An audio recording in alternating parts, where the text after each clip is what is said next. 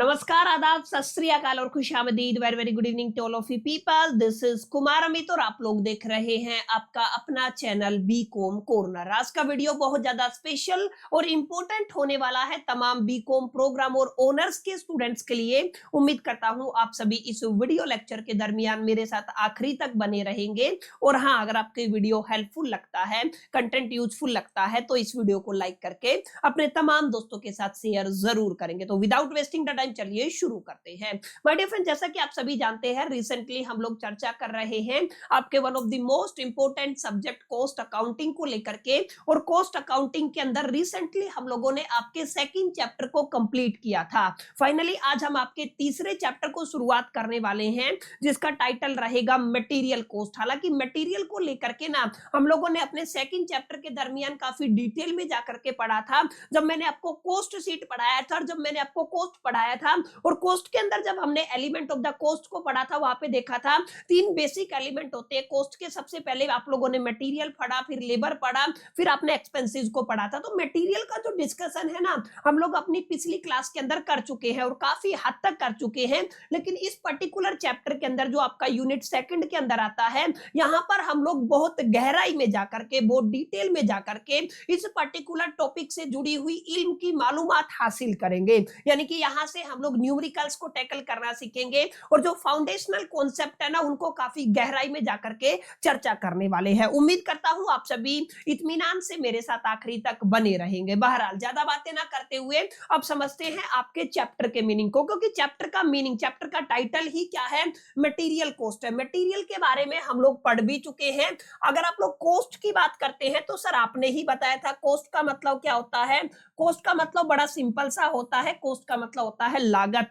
और किसकी लागत की बात कर रहे हैं? मटेरियल की लागत की बात कर रहे हैं। मटेरियल की जरूरत कहीं पे पड़ी, ध्यान रखिएगा।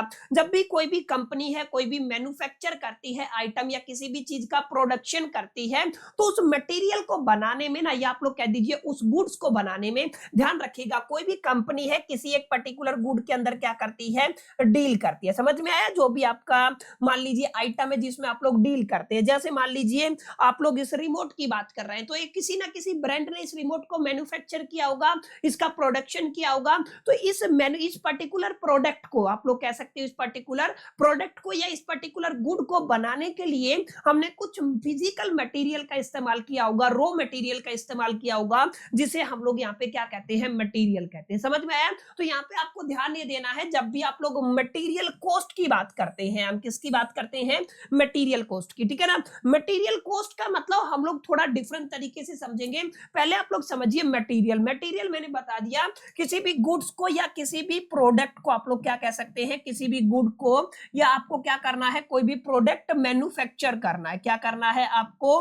कोई भी प्रोडक्ट मैन्युफैक्चर करना है, या आपको क्या करना है, प्रोड्यूस करना है। उसके लिए जो कच्चा माल लगता है ना, जो भी रॉ मटेरियल लगता है, वही आपका मटेरियल होता है। मटेरियल कॉस्ट का मतलब क्या होता है? एक पर्टिकुलर गुड को बनाने में, एक पर्टिकुलर प्रोडक्ट को प्रोड्यूस करने में जितना लागत लगा, जितना पैसा लगा, जितनी उसकी मॉनेटरी वैल्यू है, वो क्या कहलाती है?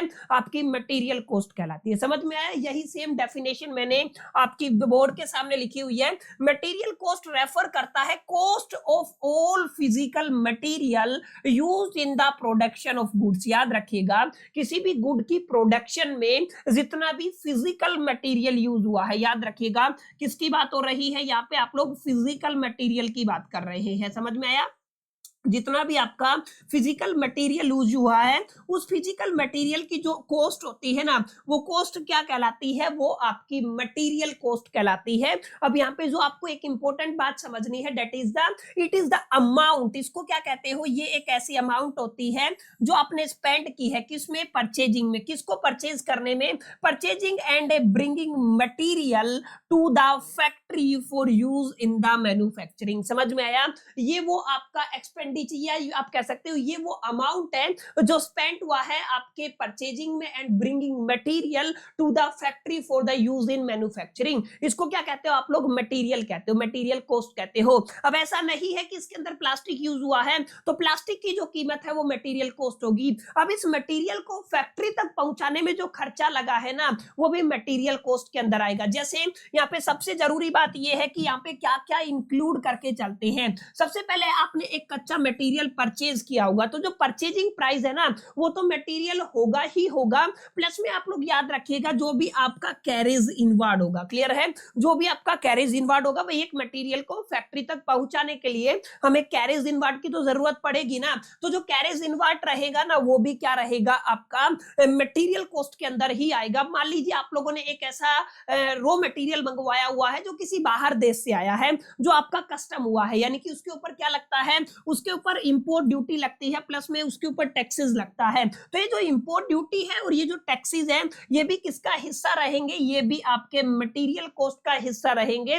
अलोंग विद जब आपका एक पर्टिकुलर रॉ मटेरियल है वो एक पर्टिकुलर प्लेस से आपकी फैक्ट्री तक आता है तो माय डियर फ्रेंड्स उस टाइम पे हमें उसको हैंडलिंग के लिए एक चार्ज देना पड़ता है, जिसको आप लोग क्या कहते हो?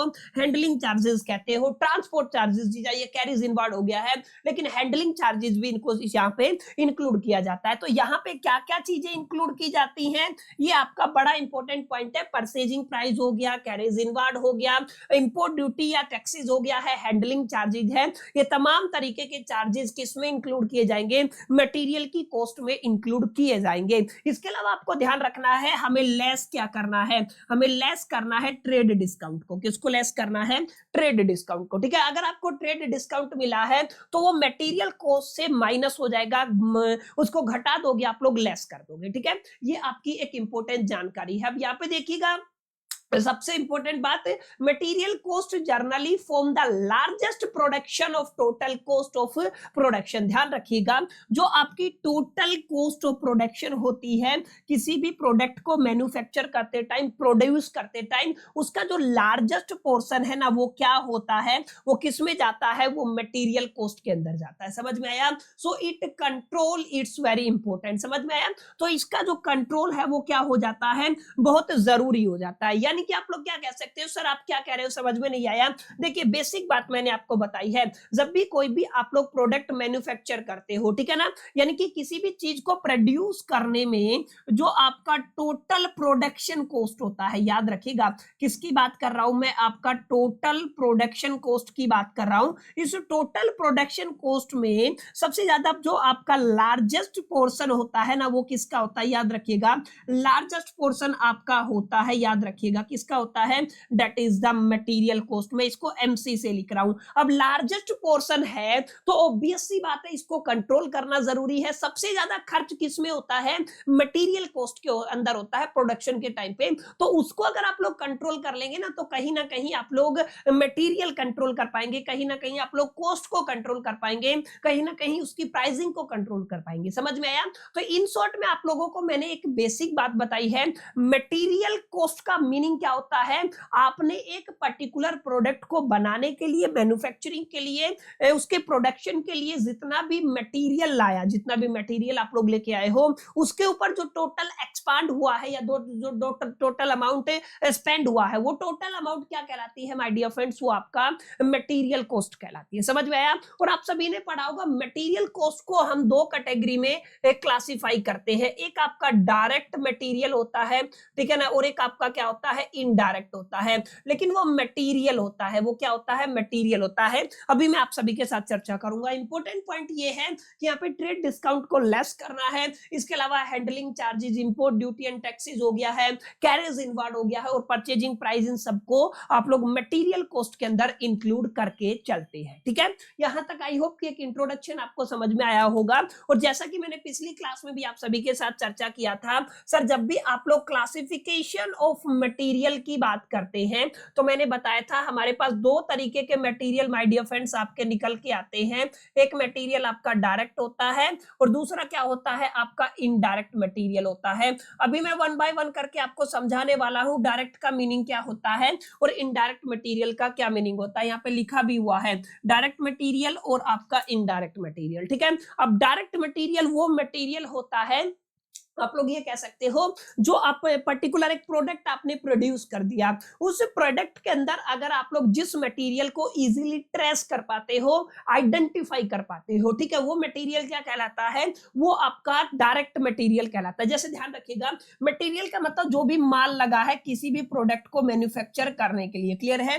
जैसे मैं एक एग्जांपल से आपको समझाने की कोशिश करता हूं, लेट अस से मैंने आपका एक कंप्यूटर टेबल बनाया हुआ है, ठीक है, सॉरी आपका कंप्यूटर टेबल बनाया, ठीक है। ये आपका कंप्यूटर टेबल जब आपने बनवाया तो जो आपका प्लम्बर है, जो भी आप लोग या फिर जो भी आपका खाती जो आप लोग बोलते हो, ठीक है ना, जो भी इसका बनाने वाला है, जो भी आपका मैन्युफैक्चरर है, उसने किसका यूज किया है, सबसे ज्यादा यहाँ पे वुड का यूज किया है, ठीक है। उसने फिर आपका सनमाइका का यूज किया है, ठीक है, सनमाइका समझ गए होंगे आप लोग। सनमाइका के बाद उसने फेविकोल का यूज किया है, ठीक है। तो आप लोग क्या कहेंगे सर उसने किसका यूज किया है, फेविकोल का यूज किया है। इसके अलावा माय डियर फ्रेंड्स उसने आपके नट एंड बोल्ट्स का इस्तेमाल किया है, या आप लोग कह सकते हो यहाँ पे नेल्स का इस्तेमाल किया है, कील का इस्तेमाल किया है, ठीक है। और इसको इन तमाम चीजों को एक तरीके से उसने कंक्लूड किया, सारी चीजों को इकट्ठा करके क्या बना दिया, मेरे को एक कंप्यूटर टेबल बना के दिया। हालांकि ये सारी चीजें जो आपकी लकड़ी है, सनमाइका है, फेविकोल है और जो आपकी कीले हैं, ये क्या है, ये आपके मटेरियल है। लेकिन अगर आप लोग ध्यान देंगे ना तो आप लोग यहाँ पे कुछ ऐसे मटेरियल है यहाँ पे जिनको इजीली ट्रेस कर सकते हो। जैसे ये लेक्चर स्टैंड भी सेम ही आइटम है, इसके ऊपर सनमाइका आपको डायरेक्टली दिख रहा है, इसके अंदर लकड़ी आपको डायरेक्टली दिख रहा है, लेकिन इसके अंदर कीला लगा हुआ है, ये आपको डायरेक्टली नहीं दिखेगा। इसके अंदर फेविकोल का इस्तेमाल किया गया है, ये आपको डायरेक्टली नहीं दिखेगा। माने जब भी आप लोग मटेरियल की बात करते हैं तो मटेरियल कुछ ऐसा होता है जो इजीली ट्रेसेबल होता है, कुछ मटेरियल ऐसा होता है जो इजीली ट्रेसेबल नहीं होता है। बच्चा जो इजीली ट्रेसेबल होता है ना वो डायरेक्ट मटेरियल की कैटेगरी में जाता है, और जो आपका इजीली ट्रेसेबल नहीं होता है वो आपका इनडायरेक्ट मटेरियल की कैटेगरी में चला जाता है। होता मटेरियल ही है लेकिन डायरेक्ट और इनडायरेक्ट की कैटेगरी आप लोग बना देते हैं। समझ में आया? यानी कि आप लोग क्या कह सकते हैं, सर आपने क्या बताया, आपने बताया डायरेक्ट और इनडायरेक्ट मटेरियल को लेकर के, यानी हम सबसे पहले किसकी बात कर रहे हैं, डायरेक्ट मटेरियल की। तो डायरेक्ट मटेरियल का मतलब होता है these are material which can directly identify, जिनको आप लोग क्या कर सकते हो, डायरेक्टली आइडेंटिफाई कर सकते हो विद अ स्पेसिफिक प्रोडक्ट और जॉब। समझ में आया? किसी एक स्पेसिफिक प्रोडक्ट के अंदर या जॉब के अंदर and form an integral part, क्या आप बना सकते हो, एक इंटीग्रल पार्ट बना सकते हो ऑफ द फिनिश्ड गुड। समझ में आया? किसका, फिनिश्ड गुड का, ठीक है। फाइनल जो प्रोडक्ट होता है उसको आप लोग फिनिश्ड गुड कहते हो, जो रेडी टू सेल होता है, ठीक है। तो यहाँ पे आपको समझ में आया कि नहीं, जिसको इजीली ट्रेस किया जा सकता है। कुछ कैरेक्टरिस्टिक है जिनको अगर आप लोग एक बार पढ़ लेते हैं तो आपको इजीली एक क्लैरिटी हो जाता है कि इसके अंदर क्या कुछ पूरा मामला रहने वाला है। जैसे easily trace to the product, समझ में आया? प्रोडक्ट के अंदर इसको क्या किया जा सकता है, इजीली ट्रेस किया जा सकता है। ये काफी अहम जानकारी है major part of the production को। समझ में आया? जैसे आपने कंप्यूटर टेबल बनवाया तो मेजर पार्ट क्या है, वुड ही है, ऑब्वियस सी बात है। ये आपका लेक्चर स्टैंड है, इसके अंदर मेजर पार्ट क्या है, वुड ही है, ऑब्वियस सी बात है। तो जो मेजर पार्ट होता है, ध्यान रखिएगा दो तरीके के पार्ट हो गए हैं, एक तो आपका क्या हो गया, मेजर हो गया है, प्लस में एक क्या हो जाएगा, आपका माइनर हो जाएगा। क्लियर? तो जो मेजर होएगा ना, जो मेजर पार्ट होता है उसको हम लोग किस कैटेगरी में रखते हैं, उसको हम लोग डायरेक्ट की कैटेगरी में रखते हैं। और जो आपका माइनर होता है उसको हम लोग किस कैटेगरी में रखते हैं, इनडायरेक्ट की कैटेगरी में रखते हैं। ये भी आपको थोड़ा ख्याल में और जहन में रखना है। And directly charge to the cost unit, इसको डायरेक्टली क्या किया जा सकता है, चार्ज किया जा सकता है, किसके अंदर, कॉस्ट यूनिट के अंदर। समझ में आया? तो ये कुछ ऐसे कैरेक्टरिस्टिक है जो इजीली आपको ये समझाने में एक तरीके से काफी है कि आपका जो डायरेक्ट मटेरियल है वो कैसे आप लोग उसको आइडेंटिफाई कर सकते हैं। बेसिक एग्जांपल, अगर आपने कोई भी फर्नीचर का आइटम बनवाया है उसके अंदर लकड़ी आपका क्या हो जाएगा, आपका डायरेक्ट मटेरियल हो जाएगा। अगर आपने कोई भी मशीनरी यूज किया, स्टील उसके अंदर हो जाएगा। अगर आप लोग कोई गारमेंट्स यूज करते हो कॉटन का, तो कॉटन क्या हो जाएगा, उसके अंदर डायरेक्ट मटेरियल हो जाएगा। ये पेन है, इसके अंदर प्लास्टिक क्या हो जाएगा, डायरेक्ट मटेरियल हो जाएगा। इसके अलावा रबर भी लगा हुआ है, इसके अंदर कुछ मेटल भी लगा हुआ है, तो ऑब्वियस सी बात है वो आपका इनडायरेक्ट कैटेगरी में जाएगा। ठीक है? सवाल क्या है, डायरेक्ट मटेरियल और इनडायरेक्ट मटेरियल के अंदर आप लोग मटेरियल की क्लासिफिकेशन करते हैं। ये सारी बातें मैं आपकी पहले भी कर चुका हूं, क्योंकि यहाँ पे भी पढ़ना है तो मेरा काम है आपको पढ़ाना। अगर आपको आता है तो एक बार मोटा मोटा 2x पे देख सकते हैं, ताकि आपको थोड़ा सा रिवाइज हो जाए। अब हम किसकी बात करने वाले हैं, अब हम माय डियर फ्रेंड्स आपके इनडायरेक्ट मटेरियल के ऊपर चर्चा करने वाले हैं। These are the material which are used in the production process. ये कुछ ऐसे मटेरियल होते हैं जिनका इस्तेमाल आप लोग प्रोडक्शन प्रोसेस में करते हैं, but can not be conveniently traced. ठीक है ना, इसको कन्वीनियंटली आसानी से क्या नहीं किया जा सकता है, ट्रेस किया जा सकता है। आसानी से आप लोग इसको क्या नहीं कर सकते हो, ट्रेस कर सकते हो टू ए पर्टिकुलर प्रोडक्ट। समझ में आया, जैसा कि मैंने अभी अभी आपको एग्जांपल के साथ समझाया है, ये सेम बातें आपको यहाँ पे देखने को मिलेंगी। और एक इंपॉर्टेंट बात है, जैसे ये क्या होती है, सपोर्टिव इन नेचर होती है। माने आपका जो मेजर पार्ट होता है ना, मेजर जो मटेरियल होता है या जो मेजर पार्ट होता है उसके सपोर्ट में होती है, स्मॉल कॉस्ट पर यूनिट होता है और ट्रेस्ड एज ए ओवरहेड। ये काफी इंपॉर्टेंट बात है, sorry, treat as a overhead. इसको कैसे ट्रीट किया जाता है, ट्रीटेड एज अ ओवरहेड। हम इसको कैसे ट्रीट करते हैं, हम इसको ओवरहेड की तरह क्या करते हैं, ट्रीट करते हैं। ठीक है, जैसे अगर आप लोग बात करते हैं एग्जाम्पल की, तो एग्जाम्पल के अंदर जैसे आपने जो मशीन यूज किया है उसके अंदर आपने ल्यूब्रिकेंट ऑयल यूज किया होगा, क्लीनिंग सप्लाईज यूज किया होगा, नेल कील एंड स्क्रूज का इस्तेमाल किया होगा, फैक्ट्री स्टेशनरी का इस्तेमाल किया होगा। तमाम चीजें किस कैटेगरी में आ जाती है, इनडायरेक्ट मटेरियल की कैटेगरी में आ जाती है। ठीक है, तो ये किस कैटेगरी में आएगी, इनडायरेक्ट वाली आपकी माइनर कैटेगरी के अंदर आती है। माने माइनर अमाउंट में ये यूज होता है और नॉट इजीली ट्रेसेबल। आप लोग क्या कह सकते हो, आप लोग कह सकते हो सर ये इजीली ट्रेसेबल नहीं होता है। क्लियर है, तो ये कुछ बातें हैं जिनको अगर आप लोग अपने ख्याल में, अपने जहन में रखते हैं तो चीजें आसान होती चली जाएंगी और आपको चीजें समझ में आती चली जाएंगी। और जिन्होंने मेरी रेगुलर क्लासेस लगाई है वो जानते हैं कि चीजें हम लोग ऑलरेडी डिस्कस कर चुके हैं। ये फिर से आपका एक आपकी जर्नी का पार्ट बनी है, तो ऑब्वियस सी बात है हम लोग जो डॉट कनेक्ट करके ना थोड़ा थोड़ा गहराई में उतरते चलेंगे। लेकिन जब तक आप लोग गहराई में नहीं जा सकते हो, जब तक आप लोगों को ऊपरी सतह का ना पता हो ना, यानी कि ऊपर के कंटेंट का ना पता हो, तो डेट्स व्हाई हमें इन चीजों को दोबारा पढ़ना पड़ रहा है। ठीक है, अब क्योंकि हमने एक चीज देखा, सर आप ही ने बोला था कि अभी अभी हमने समझा, मैंने कुछ नहीं बोला, हमने समझा कि सर जब भी आप लोग प्रोडक्शन की बात करते हैं तो प्रोडक्शन के अंदर है ना सबसे ज्यादा जो खर्चा होता है वो किसके ऊपर होता है, यानी कि प्रोडक्शन प्रोसेस का, प्रोडक्शन का अगर आप लोग देखेंगे, अगर आप लोग मेजोरिटी या मैं कह सकता हूं मेजर पोर्शन, आप लोग क्या कह सकते हो, आप लोग कह सकते हो सर मेजर पोर्शन है वो क्या कहलाता है, वो आपका major portion is equal to the, आप लोग क्या कह सकते हो, मटेरियल को। समझ में आया, तो सबसे ज्यादा मेजर पोर्शन या मेजर जो परसेंटेज है वो कहां पे जाता है, आपके मटेरियल कॉस्ट के ऊपर जाता है।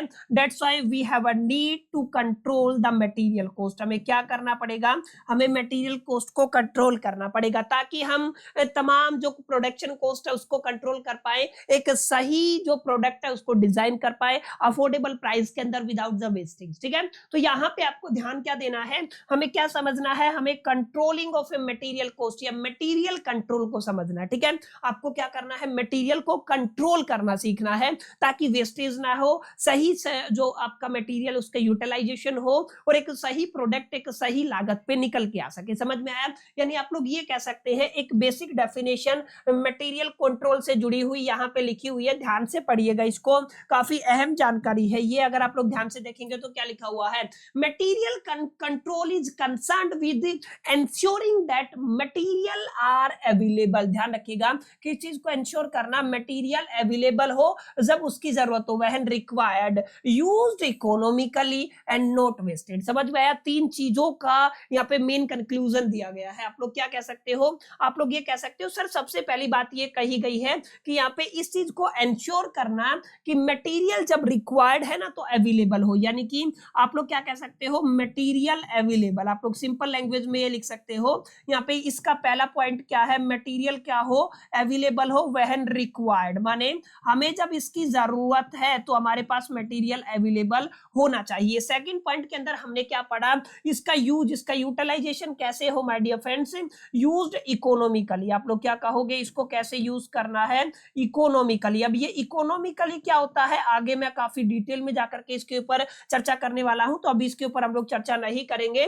तीसरा, नोट वेस्ट, ठीक है ना, ये क्या नहीं होना चाहिए, वेस्टेड नहीं होना चाहिए। ये 3 पॉइंट आपको याद रखने, समझ में आया। तो 3 पॉइंट के अंदर क्या क्या पड़ा, material available when the required, ये आपका होना चाहिए, वेस्टेज नहीं होना चाहिए, और मटेरियल का इकोनॉमिक यूज होना चाहिए। इसको क्या बोलते हो, this is called the material control. इसी को हम लोग क्या बोलते हैं, इसी को आप लोग मटेरियल कंट्रोल के नाम से जानते हैं, ठीक है। तो आप लोग इसको क्या कहेंगे, मटेरियल कंट्रोल कहेंगे। ये तो आपकी एक सिस्टमैटिक डेफिनेशन होगी। बाकी आप लोग ये कह सकते हैं, सिंपल लैंग्वेज में मटेरियल कंट्रोल रेफर करता है systematic management of the material. इसको आप लोग ऐसे भी कह सकते हैं। आपको क्या करना है, आपको एक सिस्टमैटिक मैनेजमेंट करना है किसका, मटेरियल का, from the time of the purchase till their use in the production. समझ में आया। जब आपने एक मटेरियल खरीदा वहां से लेकर के और जब तक उसका प्रोडक्शन में यूज नहीं हो जाता, उसका एक सिस्टमैटिक मैनेजमेंट क्या कहलाता है, आपका मटेरियल कंट्रोल कहलाता है। समझ में आया। तो 2 बेसिक डेफिनेशन मैंने आपको दी है। ये आपकी सेकंड डेफिनेशन रहने वाली है, ये आपकी फर्स्ट डेफिनेशन रहने वाली है। आप लोग दोनों में से किसी का भी यूज कर सकते हैं, ये आपका पर्सनल डिसीजन रहेगा, ठीक है। अब अगर आप लोग यहाँ पे ध्यान देंगे, यहाँ पे क्या क्या चीजें इंक्लूड करके चलते हैं। हम लोग सबसे पहले मटेरियल की प्लानिंग करते हैं, यानी कि हमें कितना माल चाहिए, रिक्वायरमेंट कितना है। प्लस में हम लोग क्या करते हैं, हम अपने मटेरियल को परचेज तो करते हैं लेकिन एक सही प्राइस के ऊपर और एक सही क्वालिटी के साथ। ध्यान रखिएगा, क्वालिटी भी जरूरी है और प्राइसिंग भी जरूरी है, और एक प्रॉपर स्टोरेज के साथ, हमें जितना चाहिए न ज्यादा न कम, ठीक है ना। एंड यहाँ पे हम लोग इसको क्या करेंगे, इशू करेंगे एफिशिएंटली एंड प्रिवेंट करेंगे किससे, वेस्टेज एंड लॉस से। क्लियर है। ये तमाम चीजें किसके अंदर इंक्लूड की जाती है, मटेरियल कंट्रोल के अंदर इंक्लूड की जाती है। मेन एम क्या होता है, मेन एम होता है राइट मटेरियल राइट क्वांटिटी के साथ राइट टाइम के ऊपर मिनिमम कॉस्ट पे अवेलेबल हो। समझ में आया। यानी कि आप लोग क्या कह सकते हो, सर आप लोग ये कह सकते हो, इसका सिंपल सा एम क्या होता है, हमें क्या चाहिए, हमें राइट मटेरियल चाहिए। देखिए मैं यहाँ पे लिख रहा हूं, हमें क्या चाहिए, राइट मटेरियल चाहिए, ठीक है ना, राइट क्वांटिटी में चाहिए, क्वांटिटी और प्लस में क्वालिटी, ये भी ध्यान रखिएगा, राइट क्वांटिटी एंड दूसरा क्या है, राइट आपका क्या चाहिए, आपको क्वालिटी चाहिए, और एक सही समय पे राइट टाइम पे चाहिए। और ये सारी चीजें हमें कहां पर चाहिए, मिनिमम कॉस्ट पर। कहां पर चाहिए हमें, मिनिमम कॉस्ट पर। ये किसका एम होता है, मटेरियल कंट्रोल का एम होता है। तो मटेरियल कंट्रोल अपने आप में कॉस्ट अकाउंटिंग के अंदर बड़ा जरूरी एस्पेक्ट हो जाता है, बड़ा जरूरी एक तरीके से आप लोग कह सकते हो मामला हो जाता है, क्योंकि इसके बिना काफी कुछ ऊपर नीचे हो सकता है अगर आप लोग कॉस्ट अकाउंटिंग की स्पेसिफिकली बात करते हैं, ठीक है। तो यानी कि अभी तक हमने मोटा मोटा क्या पढ़ा, अभी तक हमने पढ़ा मटेरियल कॉस्ट की एक छोटी सी बुनियादी सी डेफिनेशन को, हमने पढ़ा क्लासिफिकेशन ऑफ मटेरियल के अंदर डायरेक्ट मटेरियल को, हम लोगों ने पढ़ा इनडायरेक्ट मटेरियल को, हम लोगों ने पढ़ा मटेरियल कंट्रोल का क्या मतलब होता है। अगर आप लोग थोड़ा आगे चलेंगे तो मेरी बात ध्यान से समझिएगा, ये बड़ा आसान सा टॉपिक है, need of the material control. अभी अभी पढ़ा ना, हमें मटेरियल कंट्रोल की जरूरत क्यों पड़ी, तो बहुत ऑब्वियस सी बात है, हमें क्या करना है, हमें अपने जो आपका कॉस्ट ऑफ प्रोडक्शन है उसको रिड्यूस करना है, ठीक है। क्या करना है, कॉस्ट ऑफ प्रोडक्शन को रिड्यूस करना है। अब यहाँ पे ये कॉस्ट ऑफ प्रोडक्शन रिड्यूस तब होगा अगर हम प्रॉपर कंट्रोल करते हैं आपका किसको, ओवर बाइंग को, माने हम ज्यादा ना खरीदे, ठीक है। इसको कंट्रोल करते हैं, वेस्टेज को अवॉइड करते हैं, हम स्टोरेज कॉस्ट को रिड्यूस करते हैं। पता चला हमने 10 यूनिट का रिक्वायरमेंट था, 10,000 यूनिट मंगवा लिया, अब उसको स्टोर करने के लिए हमारा खर्चा हो गया। तो ऑब्वियस सी बात है, इन चीजों को क्या करना है, अवॉइड करना है, इनको सिस्टमैटिक वे में कंट्रोल करना है। Leads to lower total cost, ये किसको लीड करता है, लोअर टोटल कॉस्ट को लीड करता है। तो अगर आपको रिड्यूस करना है कॉस्ट ऑफ प्रोडक्शन को, तो हमें किसकी जरूरत पड़ती है, हमें मटेरियल कंट्रोल की जरूरत पड़ती है। एंश्योर द कंटीन्यूअस प्रोडक्शन, हमें किसको एंश्योर करना है, कंटीन्यूअस प्रोडक्शन को क्या करना है, एंश्योर करना है by maintaining proper stock level, no shortage of material होना चाहिए, माने ना तो कमी पड़े और ना ही प्रोडक्शन स्टॉपेज हो, ठीक है ना। वर्क फ्लो स्मूथली चलता रहे, आपका काम क्या रहे, स्मूथली चलता रहे, इस चीज को मेंटेन करने के लिए भी हमें मटेरियल कंट्रोल की जरूरत होती है। इसके अलावा आप लोग क्या कह सकते हो, प्रिवेंट लॉसेस एंड थेफ्ट, समझ में आया, यानी कि चोरी से और लॉसेस से बचने के लिए हमें किसकी जरूरत होती है, मटेरियल कॉस्ट की जरूरत होती है। इसके अलावा आप लोग कह सकते हैं मेंटेन ऑप्टिमम स्टॉक लेवल, आप लोगों को क्या करना है, आपको मेंटेन करना है ऑप्टिमम स्टॉक लेवल को, ठीक है ना। यानी आप लोग क्या कह सकते हो, नॉट टू मच, ज्यादा हमें नहीं खरीदना है, अलोंग विद आप लोग क्या कह सकते हो, ना ही बहुत कम हमें खरीदना है, ना तो बहुत ज्यादा हमें खरीदना है, ना ही हमें बहुत कम खरीदना है। इस चीज को आपको अपने ख्याल में रखना, ठीक है। जस्ट ए मिनट, ये थोड़ा सा नॉट रिस्पॉन्डिंग, ठीक है, देखते जब तक। तो समझ में आया यहां तक, आई होप की चीजें आपको समझ में आई होंगी। इसके अलावा आप लोग कह सकते हो इंप्रूव वर्किंग कैपिटल मैनेजमेंट। यहाँ पे क्या होगा, अगर आपको वर्किंग कैपिटल मैनेजमेंट को इंप्रूव करना है तो उस केस में भी माय डियर फ्रेंड्स हमें किसकी जरूरत होती है, हमें जरूरत होती है मटेरियल, हमें जरूरत होती है किसकी माय डियर फ्रेंड्स, हमें जरूरत होती है मटेरियल कंट्रोल की। क्लियर है, ये आपको थोड़ा सा ध्यान में रखना है। इसके अलावा कुछ और पॉइंटर्स इनको, यस यही है आपके, तो इनको अगर आप लोग लिख देंगे तो मोर देन सफिशिएंट रहेगा। फिर ज्यादा थ्योरी थ्योरी थ्योरी आप भी परेशान हो जाओगे। मैंने केवल उतनी ही बातें प्रेजेंटेशन के अंदर डलवाई हैं जितनी हमारे एग्जामिनेशन के लिहाज से, एग्जामिनेशन के प्रोस्पेक्टिव से इंपॉर्टेंट रहने वाली है। तो अभी तक कुछ कुछ बातें हमने समझ ली है, अब हम थोड़ा आगे बढ़ेंगे और काफी इंपॉर्टेंट बातों को डिस्कशन करेंगे। सर हम बात करने वाले हैं मटेरियल कंट्रोल के कितने स्टेज होते हैं। किसी भी किताब को उठा करके पढ़ेंगे ना तो इतने स्टेज आपको नहीं मिलेंगे, हालांकि उनके अंदर सब पॉइंट बना करके अंदर लिखा हुआ है, लेकिन मैं गहराई में जाकर के, डिटेल में जाकर के एक एक पॉइंट को सेपरेट स्टेप के साथ पढ़ाने वाला हूं। यानी आप लोग ये कह सकते हो सर जब भी आप लोग किसकी बात करते हैं, मटेरियल कंट्रोल के स्टेजेस की बात करते हैं, तो यहाँ पे सीरीज ऑफ सिस्टमैटिक स्टेजेस होती हैं। और यहाँ पे माय डियर फ्रेंड्स हमारे पास टोटल 7 स्टेज होती हैं, जिसको आपको अपने ख्याल में और जहन में रखना है, ठीक है। सर ये 7 स्टेज कौन सी होती हैं, याद रखिएगा। सबसे पहले हम लोग प्लानिंग ऑफ मटेरियल करते हैं, ये पहली स्टेज होती है। प्लानिंग करने के बाद हम लोग मटेरियल को खरीदते हैं, ये सेकंड स्टेज होती है। उसके बाद हमें मटेरियल रिसीव होता है और हम उसका इंस्पेक्शन करते हैं। जब आपको एक बार मटेरियल रिसीव हो गया तो उसका स्टोरेज करना और उसको स्टोर कीपिंग करना, ये आपका चौथा स्टेप रहता है। उसके बाद हमें मटेरियल जितना रिक्वायर्ड है उसको इश्यू करना, फिर उसके बाद उसका प्रॉपर यूटिलाइजेशन करना, और फिर हमें उसको क्या करना, रिकॉर्ड करना और स्टॉक वेरिफिकेशन करना। ये सातों की सातों स्टेज, यानी आप लोग क्या कह सकते हो, आपकी 7 स्टेज है, ठीक है ना। तो आप लोग क्या कहेंगे, आपकी 7 स्टेजेज है जो किससे जुड़ी हुई है, आपके मटेरियल कंट्रोल से जुड़ी हुई है। किससे जुड़ी हुई है, आपके मटेरियल कंट्रोल से जुड़ी हुई है, जिनको आपको याद रखना, ठीक है। तो हम लोग किसकी बात कर रहे हैं, मटेरियल कंट्रोल की बात कर रहे हैं। सबसे पहले मटेरियल प्लान करना, मटेरियल खरीदना, मटेरियल रिसीव हो जाए तो उसका इंस्पेक्शन करना, स्टोरेज करना, स्टोर कीपिंग करना, मटेरियल इशू करना और मटेरियल का एक तरीके से यूटिलाइजेशन करना, फिर उसके बाद रिकॉर्ड करके रिकॉर्डिंग और उसका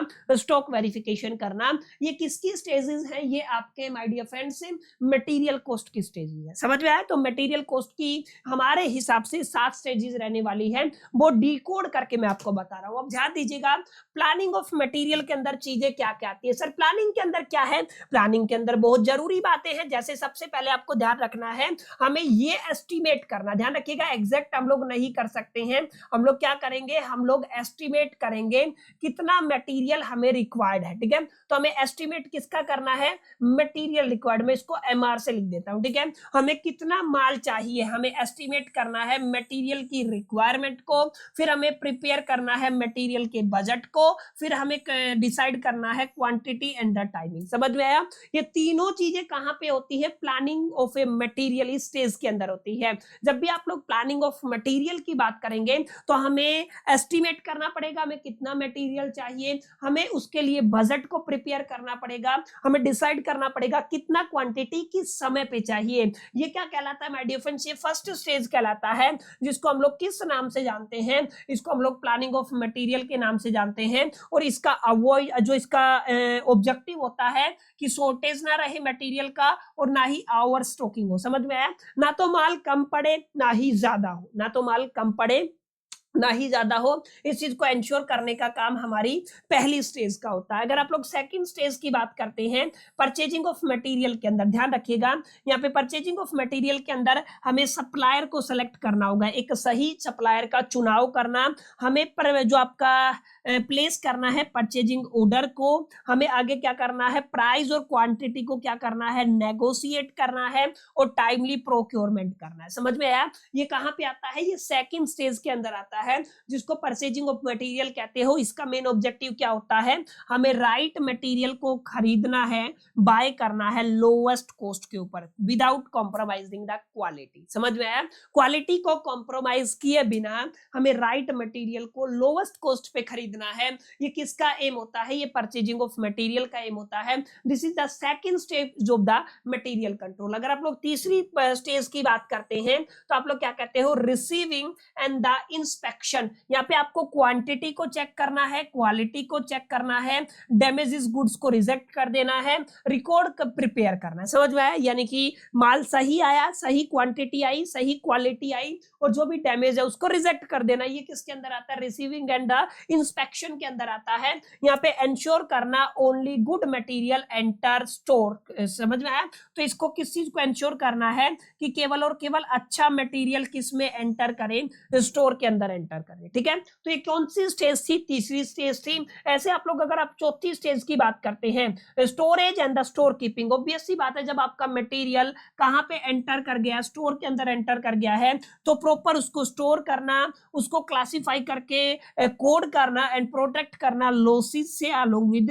डैमेजेस से। ये किसका काम, किस स्टेज के अंदर होता है, स्टोरेज एंड स्टोर कीपिंग के अंदर होता है। इसका मेन एम क्या होता है, safe custody and the easy S. समझ में आया? यहाँ पे सेफ कस्टडी रहे, इजी एस रहे, यानी कि आसानी रहे। ठीक है, ये आपको थोड़ा ध्यान में रखना। अगर आप लोग पांचवें स्टेप की या स्टेज की बात करते हो, बहुत जरूरी है, मटेरियल इशू करना है। मटेरियल इशू के अंदर क्या होगा, अथोराइज्ड रिक्वेस्टेड नोट्स। ठीक है ना, अथोराइज्ड रिक्वेस्टेड नोट्स होना चाहिए, प्रॉपर प्राइसिंग मेथड। ठीक है, जैसे आप लिफो की बात कर लीजिए, आप फीफो की बात कर लीजिए, एवरेज मेथड की बात कर लीजिए, करेंगे आगे आने वाले वक्त में करेंगे। अब याद रखिएगा, इशूइंग ऑफ मटेरियल का मेन ऑब्जेक्टिव क्या होता है, correct cost charge to the production. समझ में आया? यहाँ पे आप लोग क्या करें, करेक्ट कॉस्ट चार्ज करें टू द प्रोडक्शन। ठीक है, ये इसका मेन एम होता है। ऐसे अगर आप लोग यूटिलाइजेशन इन प्रोडक्शन की बात करते हैं तो यहाँ पे ध्यान दीजिएगा, जो मटेरियल आपने इशू किया है वो एफिशिएंटली यूज हो, उसका वेस्टेज कंट्रोल रहे,